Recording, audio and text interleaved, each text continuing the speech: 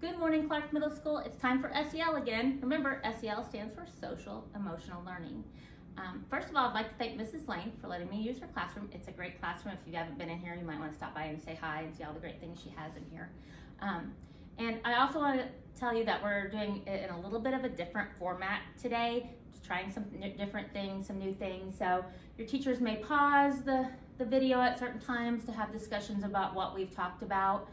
So just bear with me as I try this new format out, and I'm doing this all by myself today. Usually my cadets are helping me, but they are very busy right now, and I'm just giving it a go. So thank you for your patience and being with me here today. So today, as you can see, our topic is going to be digital citizenship, and more specifically, we're going to be talking about cyberbullying today. First of all, though, as digital citizens, you're going to hear me mess that up a lot. We have responsibilities to ourselves, our communities, and our world to use technology to learn, create, and connect with others. And today we're going to watch a video exploring how digital citizens take responsibility for themselves, their communities, and their world. As you watch the video, think about how throwing a bottle, like this one, which you may have a lot of these in your bedrooms right now, all over the floor, all over the counters. Think about how throwing a bottle out of your window can be similar to something you do online.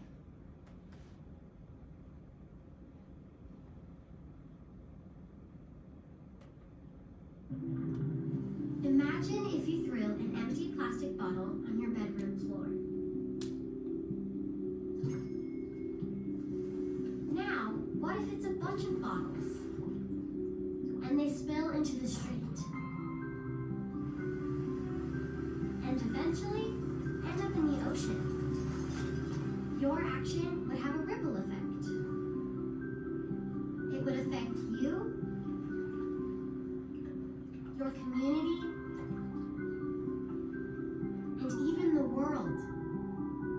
And just like what we do in person, what we do online has a huge impact. What we say online, what we share online, and what we create online doesn't just affect our lives, but the lives of our families, friends, community, and people all around the world. That's why it's so important to think before we act. Use the rings of responsibility as your guide. Always be responsible to yourself, to your community, and to your world.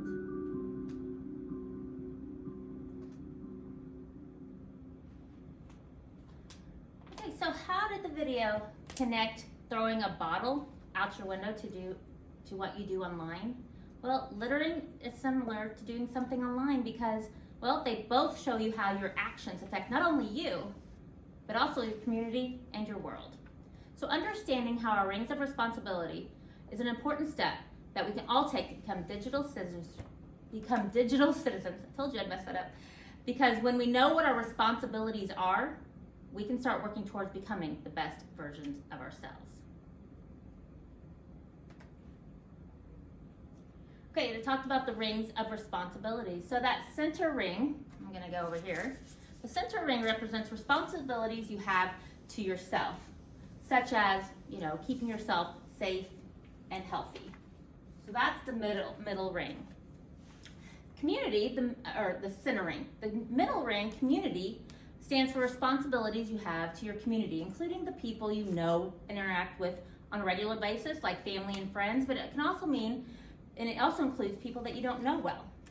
So the community is friends and family and people from the community. And then that outer ring stands for your responsibilities in the larger world. This would include people you don't know, but whom your actions might affect. So those are the rings of responsibility. Your teacher is going to pause the video, and you're going to take a few minutes to think about and discuss which ring best fits each statement.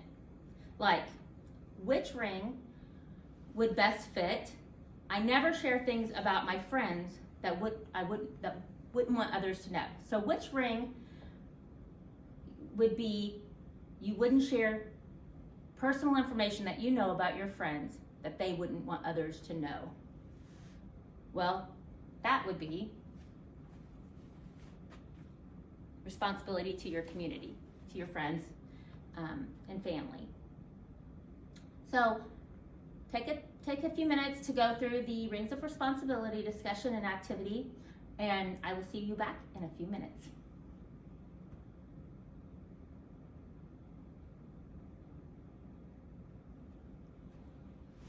Hi everyone, well, I hope you had a good discussion. We are going to, now that we've discussed what it means to be a digital citizen and the responsibilities that come with participating online, we're going to talk about some different interactions and how we can respond responsibly. So take a look at this realistic painting. Yep, it's a painting, not a photograph. So it's a painting by an artist named Dan Witt. And it's part of a series of paintings, and if you look at them all, they all are so realistic. And they're all paintings of people as they seem like hypnotized or into their phones, their cell phones. Just, we can't see what's on the screen, but it just shows the different looks of people as they are staring at their cell phones. So as you look at this artwork, I'd like you to take note of what you first felt. Okay, what did you first think of? What did you first feel when you saw this painting, this artwork? And although there are many things that could be interpreted from this artwork, what we're going to talk about is a specific scenario called cyberbullying. Have you ever encountered mean, hateful, hurtful content, posts or comments online? I'm sure you have, unfortunately. Cyberbullying is using digital devices, sites, and apps to intentionally upset or cause harm to someone. Often when it is online, it is also anonymous, which means it's without a name or other information that identifies a person. This can make the cyberbullying even more difficult to respond to and to identify who wrote it. Many of us have seen social media accounts created just to post mean or hateful posts. Or we've seen someone comment something mean under other people's social media posts. Okay, now pretend this artwork we know the title. Let's pretend the artwork is titled Cyberbullying. Now what do you see? How does that change your perspective of what she may be looking at? What do you think about what you see now, and what does the artwork maybe make you wonder about what she's reading, what she's thinking, or how she's feeling? Teachers, if you'd like to, you feel free to pause the video here and discuss how the perspective may have changed once the title, or they have a focus to what they're looking at. In any situation involving cyberbullying, it is important that we think about how our own role and responsibility to act when we see something harmful happening. There are many different ways to respond, and it's not always possible or realistic to directly confront or say something to the bully. Some of the ways, though, that we have discussed before and how to respond to a bully are, well, one, being an upstander, right? It's important that we are upstanders and not bystanders who stand by and just watch something happen. That's a huge, huge thing that makes a huge impact on bullying. So ways to be an upstander. Say something to the bully if you feel safe to do so. If you feel that is okay and you feel safe and okay to do that. Reach out to the person being targeted to support them. That's huge. Often, sometimes people are subjected to maybe name calling or something, and they feel very alone. Isolation and feeling alone, like you're not seen or you're invisible, is very painful. And just by reaching out to the person being targeted to support them is one way that you can show them that people do care and that we want to do something about it. Tell a trusted adult about the situation. Remember, adults are responsible for your safety, and we want to help. So let us know how we can help and if there's something going on. Report or flag the post to the website or app. If you're on an app, you're on a website, you're somewhere online where you see hateful, hurtful, bullying or harassing comments or posts, every social media site is required to have a way to report them. Instagram, it's very easy. Snapchat's very easy. There's a report tab. Now, does it always happen as quickly as we hope or like? Nope. But that's one way that you can help those harmful posts be taken down, to report them. And the reporting is anonymous. Nobody will know that you reported that post or that comment to be as bullying or harassment or inappropriate. There's a lot of choices how you can report or flag something. Raise awareness about hate speech at school or in your community. So remember, there's different ways you can raise awareness. Remember I had Olivia and Brent on when they were 6th graders. They're in high school now. But when they were 6th graders, they created a display in school about Step Up to bullying. So that was one way that they brought awareness and reminded people to what they could do.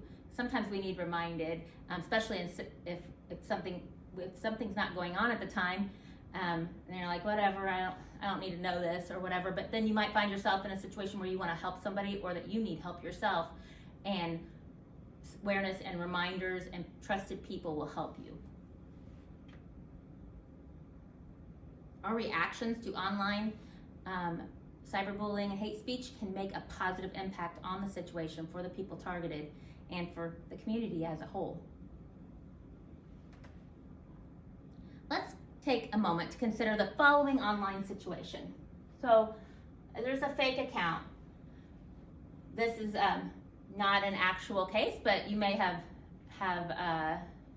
experienced these kind of things when you're on social media. John and Lori had been close friends since elementary school, and one day Lori discovered a private Instagram account with John's picture on the profile. Lori already followed John on Instagram, and although a bunch of other kids from their school were listed as followers, she immediately suspected that this wasn't one of his actual accounts. So Lori requested to follow the account, and once she was approved, she saw what had been posted. A series of memes that showed pictures of John with mean captions and comments on each post. Some of their classmates had even joined in and were also posting hurtful comments about John. So the account was created only to cause harm, only to be mean. So that would be considered cyberbullying. There are a lot of people that were commenting, so there's an imbalance of power. And so now what? So teachers are going to pause the video right here to give everyone the opportunity to discuss that situation. Feel free to use these discussion topics here to help get conversation started, or start your own topics. You need to see the former slide again? That's easy. Just rewind a little bit. I'll see you in a few minutes.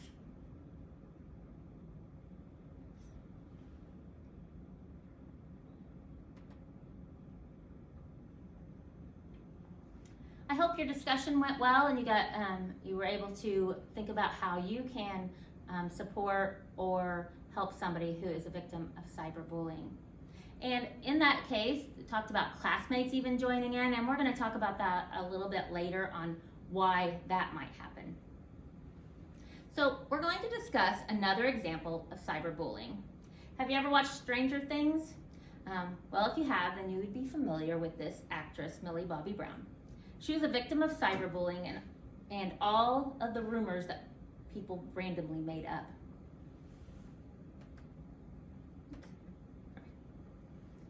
Okay, so we're going to watch this video about Millie Bobby Brown and how she was cyberbullied, and all of the things that she was cyberbullied about were made up.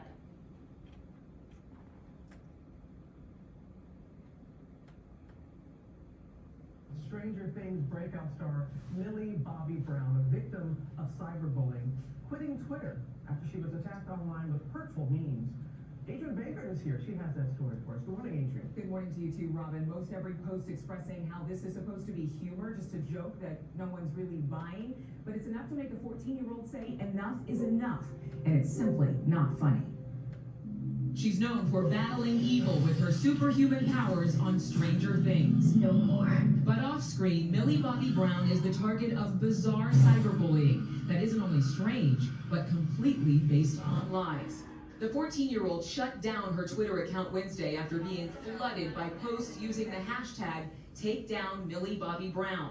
There are Twitter users posting fake stories and memes falsely depicting Brown as homophobic and Islamophobic, describing made-up encounters with the star often in fast food restaurants. One writing, she saw him wear a gay flag pin and scoffed in disgust and pushed him to the ground. But others immediately came to Brown's defense. A user tweeting, she's just a kid. Your twisted humor has the opposite intended effect on her and her following. It's the huge double-edged sword of social media. In this case with Millie Bobby Brown, people may forget she's only 14 years old. So this is a lot for a teenager to deal with, whether or not she's famous. Brown, who has used her platform to speak out about social issues, has been a vocal supporter of the LGBTQ community. Millie Bobby Brown has done quite a bit for the LGBTQ community. At the MTV Movie and TV Awards, she wore this ampersand pin, which is about our Together movement at GLAAD, which is about all marginalized people coming together to stand together. Brown is not the first to leave social media after being a target of online harassment. In 2016, Leslie Jones quit Twitter for 2 days after she received racist and bigoted slurs online. And Star Wars actress Kelly Marie Tran deleted her Instagram after her page was hit with racist and sexist comments. So even if most people don't believe those trolling her, fans say it can still be damaging. Brown and her reps have not commented beyond shutting down that account. And again, she's only 14. Yeah. A lot of people outraged over this. It's ridiculous. Thank you so much, Adrian. We appreciate it. So your teachers are going to get in a second, going to pause so that you can have the opportunity to discuss what you learned about the cyberbullying that Millie Bobby Brown endured and kind of what your thoughts were. So what was your reaction? What kind of stood out to you? Some interesting points, some things that I pulled out from that is they talk about her being only 14. Why do you think they kind of brought that out? Does it make any difference that she's famous to you about what she endured or that she puts herself out there? What are your thoughts about that? Does that mean she should be subjected to cyberbullying? Why do you think people think it's okay, or that celebrities or people who are famous sometimes do get a lot of that negative feedback or cyberbullying kind of behavior towards them? And do people act differently when they're online? Well, we're going to talk about that a little more. So go ahead and pause and have a discussion about Millie Bobby Brown. Okay, so now we're going to, I'm working with two screens here, so bear with me. So do you think people sometimes act differently or even maybe meaner when they're posting or sharing something online? Sometimes, not always. Do you think so? Well, they can. And part of my job is often to help students who are being the target of some cyberbullying. And so I do know that it happens, and I have seen how it hurts and impacts those that are being targeted. And I also see those who have done the cyberbullying. I've also seen how it can impact them in a really negative way also. So unfortunately, most of us have probably witnessed it, and maybe even some of us have been the one who's made the mean comment or hateful post. Well, there's a reason why. We're going to watch another short video, which will go into some of the reasons.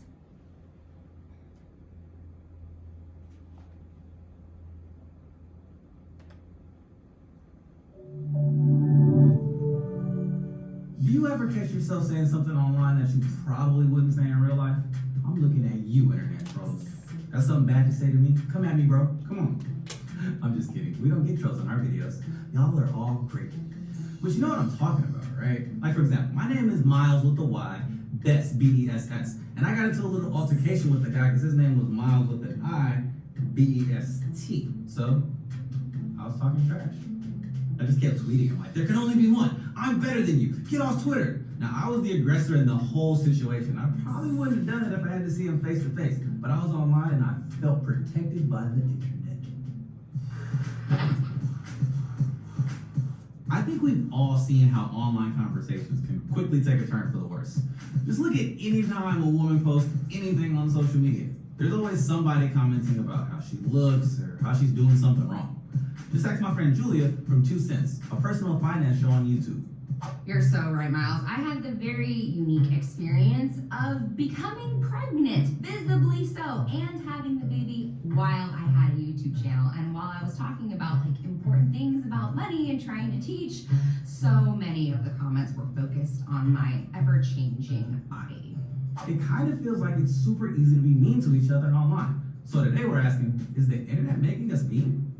So it's a real thing. The internet really can make people act differently online than they do face-to-face. Researchers call this the online disinhibition effect. You know that little inner voice in the back of your head that tells you something might be a bad idea? Well, the internet can kind of shut that voice up. You might end up saying or doing something mean that you'll regret later, or sharing something that's a little TMI. But online, this disinhibition effect isn't always a bad thing. Plot twist. Sometimes, good things can come from the disinhibition effect. Like when someone might open up about something private online and get some much needed support. Let me break it down for you. Back in 2004, psychologist John Suler published a paper outlining this phenomenon. And this paper is kind of a big deal. It's been cited over 3,000 times. That means it's shown up in a bunch of other research. In the paper, there's 2 types of disinhibition.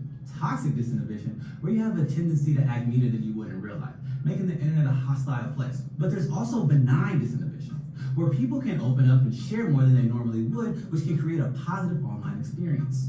So why do we act differently online? Well, if you think about it, there's a lot about chatting online that's pretty different than talking in person. And it's these differences that can lead us to do things online that we normally wouldn't do. In the paper, there's about 6 main things about online communication that lower disinhibition. But for this video, we'll focus on the big 3. 1, anonymity, 2, lag time, and 3, lack of nonverbal cues. Okay, first, let's discuss anonymity, which, by the way, is one of the hardest words to say in the English language.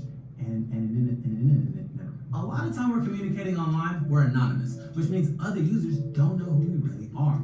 This is especially true on forums or anonymous apps. And this lack of accountability can make us feel free to do or say whatever. We're less worried about real-life consequences because no one knows who we are. So you might just be saying stuff all willy-nilly. But on the other hand, you could open up about personal stuff that's bothering you. Next up is lag time. When we're communicating online and on social media, it doesn't always happen in real time. There's often a delay between when we post something and when we get a response. And this lag time can lead us to say more impulsive stuff. We can just post something and bounce, and not really worry about the consequences.